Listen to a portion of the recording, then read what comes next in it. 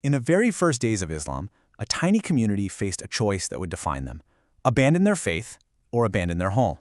This journey would become one of the most important migrations in history. But here's the question: was it just a desperate escape, or was it something much smarter, a brilliant strategic move?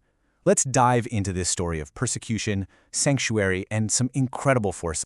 This verse really just sets the entire stage for us. It gets right to the heart of the matter. Leaving home, not because you want to, but because you have to, after facing unimaginable hardship for what you believe.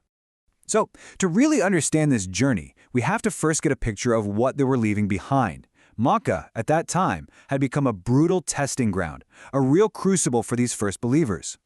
You see, the ruling tribe, the Quraish, saw this new faith as a huge threat to their power and their whole way of life, and their response was just ruthless. The sources describe this campaign of torture that had one single goal: force the early Muslims to give up their faith.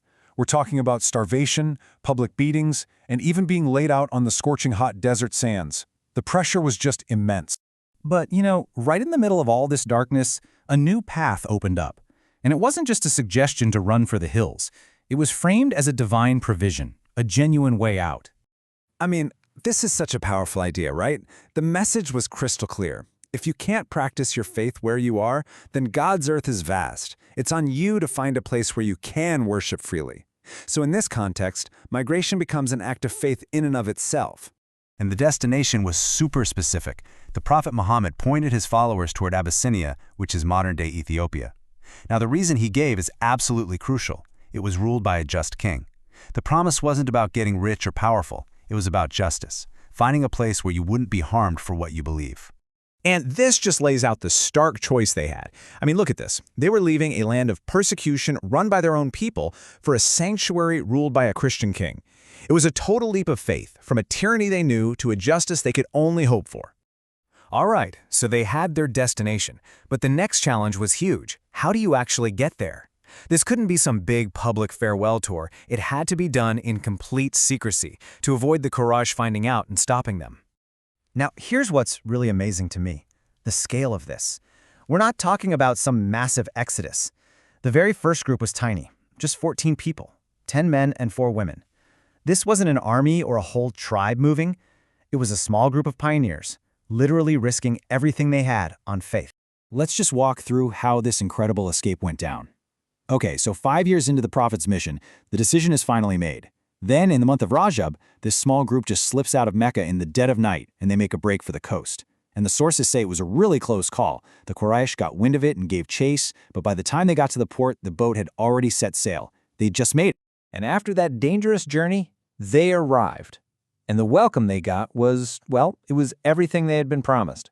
The whole tone of the story just shifts right here, from one of constant danger to this profound sense of relief. This quote from Salama, who was one of those first migrants, she says it all. You can almost feel the weight lifting off their shoulders as she speaks. For the very first time, they could be open about their faith without any fear. They didn't just find tolerance, they found a real, safe home among the best of neighbors. So let's break it down. Why was Abyssinia such a perfect choice? Well, first, it had a famously just ruler, An-Najaashee. Second, the people there were Christians, who are described in the Quran as being close in faith to the Muslims.